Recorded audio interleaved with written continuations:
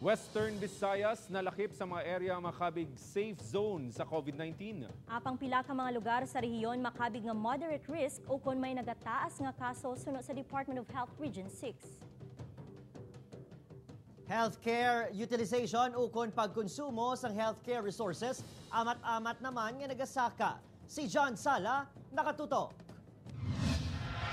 Sa pinakauli nga case bulletin sa Department of Health Region 6, naglabot na sa 26,900 ang COVID-19 cases sa Western Visayas. 1,615 pa diri ang active cases. Padayon ang pagsaka sa kaso sa rehiyon apang suno sa Department of Health Central Office, Makabig pa nga safe zone ang bilog nga Western Visayas.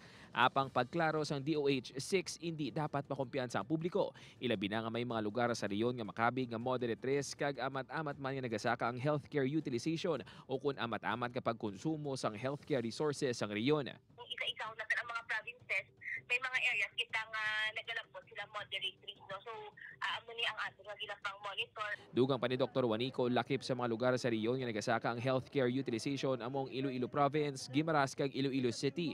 19% sa total hospital bed capacity sa rehiyon ang ginpain para sa mga COVID-19 patients. Sarang naman kuno ini nga madugangan kun kulangon.